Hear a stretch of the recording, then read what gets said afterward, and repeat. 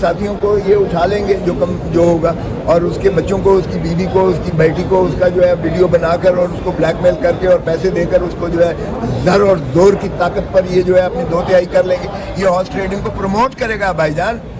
اور اس لیے یہ کیا گیا کہ اس کی روح جو تھی آرٹیکل 63A کی، جو کہ ہارس ٹریڈنگ کو بند کیا جائے، اگر اس کا ووٹ کاؤنٹ ہو جاتا ہے بھائی تو اس کا ایفیکٹ تو ہو گیا نا. پھر ووٹ پھر بھائی ڈیفیکشن تو اندھے کو بھی نظر آ جاتا ہے کہ ووٹ اس کا وہ گیا ہے، کیونکہ ووٹ بھائی یہ سیکرٹ بیلٹ نہیں ہوتا ہے. یہ جب سیکرٹ بیلٹ نہیں ہے، جو بھی اس طرح کی حرکت کرتا ہے، اگر اس کا بلاک ہوگا وہ ووٹ کاؤنٹ نہیں ہوگا، کیونکہ ووٹ تو اس نے دے دیا، لیکن اس کی ڈیفیکشن لگی. اگر ووٹ کاؤنٹ ہو گیا تو پھر تو اس کا ایفیکٹ ہو گیا. پھر ہارس ٹریڈنگ کہاں سے رکی؟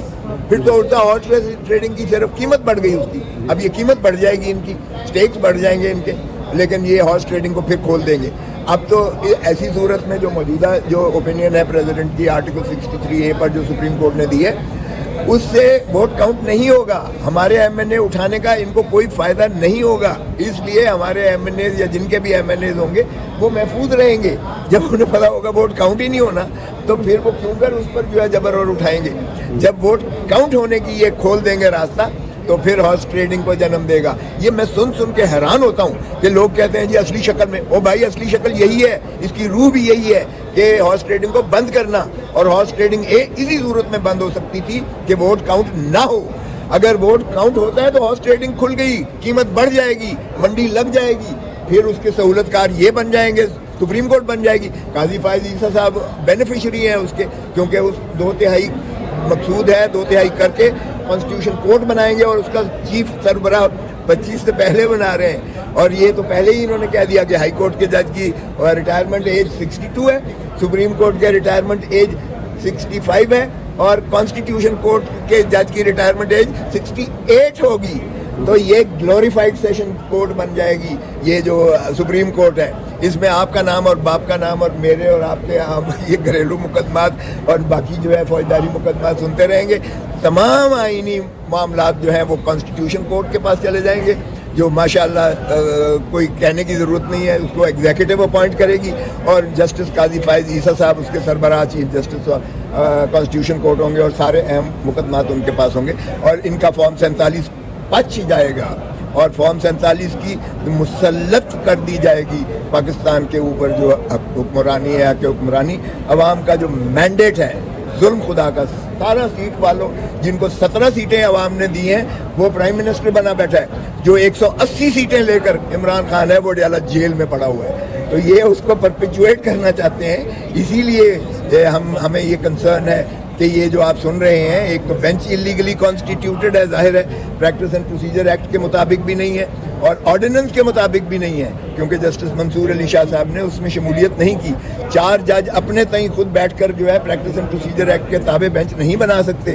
اور بغیر یہ جو آتھر جج ہے، سپریم کورٹ رولز 1980 بڑے واضح ہے کہ آتھر جج کے بغیر ریویو نہیں ہو سکتی. ہاں البتہ وہ ریٹائر ہو گیا ہوتا یا وہ خدا نخواستہ فوت ہو گیا ہوتا تو پھر تو مجبوری ہوتی ہے، لیکن آتھر جج زندہ بھی ہے اور وہ کہتا بھی ہے کہ میں نے ریکیوز نہیں کیا ہے. تو اس کے بغیر یہ بینچ انلیگل ہے، انکانسٹیٹیوشنل ہے. ان کا فیصلہ جو ہے وہ ناقابل قبول ہے. یہ آئین سے کھلواڑ ہوگا. آپ کی انفارمیشن کیا ہے؟ آپ کے پی ٹی آئی کے لوگوں سے رابطے کیے گئے ہیں ووٹنگ کے لیے؟ ہم کو تو پتہ ہی ہے، اٹھائے بھی گئے ہیں. میرے اپنا جو ہے ایم این اے جڑا مالا سے ہے سعد اللہ بلوچ، اس کو اس کی بیوی کو اٹھایا، اس کی ماں کو اٹھایا، اس کی 16 سالہ بیٹی کو اٹھایا. اٹھانے کے بعد جو ہے اس کو وہ بیچارہ جا کے تو سرنڈر کیا. اگر ظاہر ہے کہ کسی کی بیٹی ہو تو وہ کہے گا بھاڑ میں جائے سیاست، جو بھائی کہتے ہو میں تابعداری غلامی کرنے کو، اور 50 کروڑ بھی مل جائے تو پھر تو ظاہر ہے کہ آپ لوگ جو ہے. اور کون سی مشکل بات ہے 2 ارب ان کے لیے، اس کے لیے آج تو ایک 6 مرلے کا جو ہے یہاں کمرشل پلاٹ بھی 2 ارب سے جو ہے وہ زیادہ قیمت پہ بکتا ہے. تو 2 ارب یا 3 ارب کی کھیل ہے، ان کے لیے کون سی مشکل ہے. ویسے بھی چوری اور ڈاکو کے انہوں نے جو پیسے دولتیں اکٹھی کی ہیں وہ آپ کے ہمارے جو ہے ٹیکسوں کے چوری کر کے ڈاکہ مارا ہوا ہے. ریاست کو ڈاکہ مار کے ان کے پیسہ ہے. ان کا کون سا اپنا جو ہے کمائی کا خون پسینے کی کمائی کا پیسہ ہے کہ انہیں دینے ہوگا. 100% آ رہا ہے، سمجھو نبشتہ ہے دیوار. عوام ہے، عوام دیکھ رہی ہے سارا کچھ. عوام سن بھی رہی ہے، نہ گونگی ہے، نہ اندھی ہے، نہ بہری ہے. بنگلہ دیش والا حال ہوگا. ان کو گھروں میں جو ہے گھس کے ان کو نکالیں گے، آپ دیکھیں گے. اور جو اشرافیہ تو امیر تر ہوتی چلی جا رہی ہے. ان کو اس لیے کوئی فرق نہیں پڑے گا, ان کی جائیدادیں باہر ہیں, ان کی اولادیں باہر ہیں, ان کے کاروبار باہر ہیں, یہ تو ایک سیکنڈ میں چلے جائیں گے. بیچاری عوام 25 کروڑ جو ہے جن کو یہ کیڑے مکوڑے سمجھتے ہیں وہی بیچارے سفر کریں گے. آپ ذرا پوچھیں اس حملے سے, کیا ان کا تنخواہ میں گزارا ہوتا ہے؟ کیا یہ بجلی کے بل دے سکتے ہیں؟ کیا یہ بچوں کے جو ہے اسکولوں کے فیسیں دے سکتے ہیں؟ کیا یہ اپنا جو ہے علاج معالجے کے لیے ادویات خرید سکتے ہیں؟ کیا یہ اجناس خوردنی یہ لے سکتے ہیں؟ ان کا تو جینا حرام ہو چکا ہے عوام کا, اور ان کو کوئی فرق نہیں پڑتا ہے. اس ایوان کو بھی کوئی فرق نہیں پڑتا ہے, ادھر بھی کوئی فرق نہیں پڑ رہا ہے کہ غریب آدمی کا کیا کوئی پرسان حال ہے بھی کہ نہیں ہے.